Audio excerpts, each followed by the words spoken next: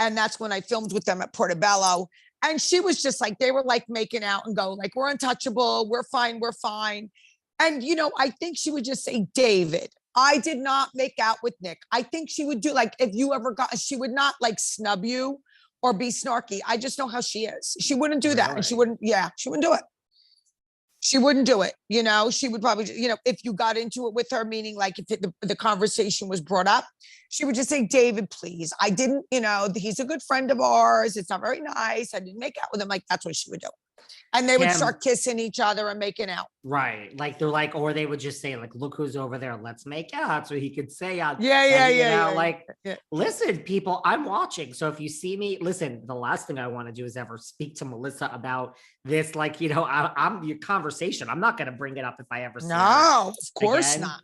Of course not. Of course not. So no, but she won't be mean to you. She won't be mean to you. She wouldn't be mean to me either. Remember they're on Andy Cohen, they said they love me. And in the past, I've said a lot worse than that. So I have nothing against anybody. I just am here like you, just to tell you how I think, what I think is the truth this week. And I'm no team. I have nothing against any of these people. So Melissa, I have nothing against you. I just still think that this happened and I don't want to break up a marriage. I hope that they do stay united and strong and love each other. But I just think that's what I think. So, but yes, thank God I went to Crow's Nest in Montauk the day before they did. And I'm sure that they did kiss Ramona. And that's what they all do when they come here. They take their pictures together and blah, blah, blah. That's what they have to do to keep the job. Thank God we don't have to take pictures. No, God, we don't have to do shit. No. And then he was saying that like the fight was really bad between Luis Bulajas and Miss New Bulajas. Teresa Bulajas was bad between the Gorgas. That not only did Frank try to break it up, but there's always security. The security tried to break it up. It was bad. He said it got really like bad. Between like, no joke. Joe Gorga and Rulalias? Yeah, and I think they said the girls too. The girls too. I assume the girls means Melissa and Teresa? Yes.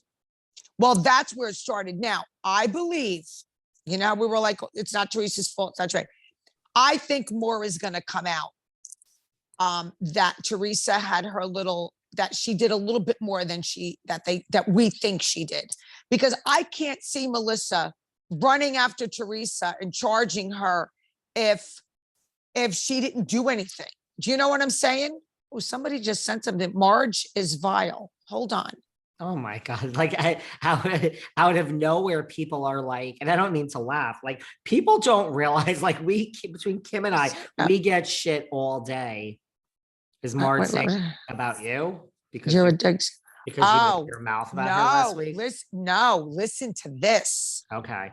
Guys, we're getting an exclusive apparently here. Like someone just said this. Okay, so Margaret Josephs put on her Twitter, I guess Laura's husband's name is Dave? Yes. Okay, you ready? So Margaret Joseph says, yes, Dave everything. A court reporter for the state of New York fan that failed 3 film tests, including the one Teresa set up for her, meaning Laura. And Bravo obsessed, unemployed, drug addict, stalker husband.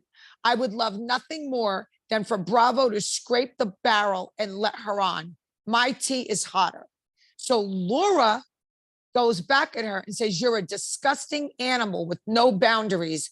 I wouldn't be so sure your tea is hotter. Stop threatening, because contrary to what you think you know, you don't. And let's set the record straight. My husband is not a drug addict, clean for 7 years, retired, not unemployed. So Laura and Margaret are getting into it. There you go. Someone just sent this to me. But I don't know, why did Margaret say this out of nowhere? I don't know. 8/24/22 at 2:42 p.m. Yeah, that's crazy. And then the person said to me, Marge is vile. Oh boy, I'm texting back. Oh boy. And here I thought we were going to have a show where, we weren't going to have to talk about Margaret and just make me turn all sorts of colors. Oh, Oh gosh, people. somebody else just said, I got two crazy things. Okay. Hi, beautiful. This is somebody who listens. I Ooh. heard you. I heard you on Behind the Velvet Rope podcast. Great interview. You are awesome and always honest and authentic. No wonder there is so much jealous of the ladies towards you. You just keep being you. I pray God continually will bless you. Thank you, Danny Amaral. Amaral, does he follow you, Danny Amaral? I That don't was know, very but sweet of he him. listens, so I love him. Thank you. Yeah, me too. Me too.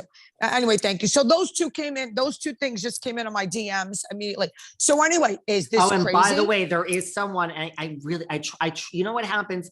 I write people's names down because I really do Okay. want to give shout outs. But guys, I'm working 24/7 and then I lose all the names. So I can't. Someone said something like the T with D, and I was like, I love it.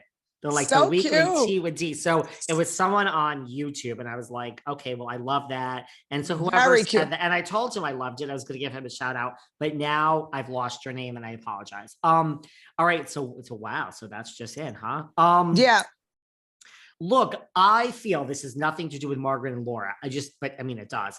I feel that the person who is on the show always has more like to worry about in a sense. Do you know what I mean? In the sense that like, Absolutely. what the fuck does Absolutely. Laura care? Like, not everyone knows Laura's name. Like, it's not, like we do, the people listening to this do, but like, there's a lot of the world that just knows what's on the show. They're not Right. the diehards. So I think the person that's on the show always, if something comes out about them that's so scandalous, it's going to go all over the entire world.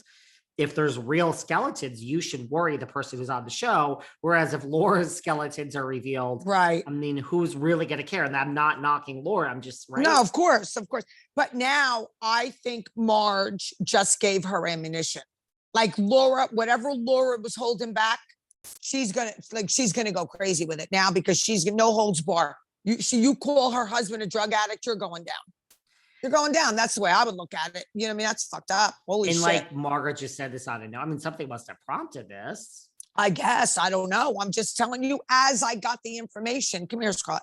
As I got the information, I read it to you guys. I just got it. Well, thank you for that. You know what I say, and I mean this sincerely, that I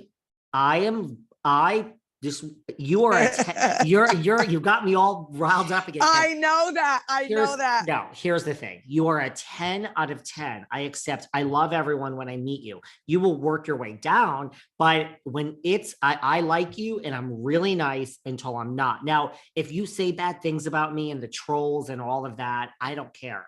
I'm like, I don't care. You can do anything to me. You can stand me up. You could be 30. I never get mad. But when you really are coming after me, especially in a business setting like this or whatever, and then you draw that line, I will admit it. And I don't think it's bad. I am going so fucking the jugular. I am going so low. Now, I don't see that red. So when you say this, you don't like my voice. You can say 99. Right. But Me when I snap, like the last person I fucking sued and had to run out, like when you come after me and you think you're going to come after me, I will go so low. So I don't know why everyone's like, don't go low. I will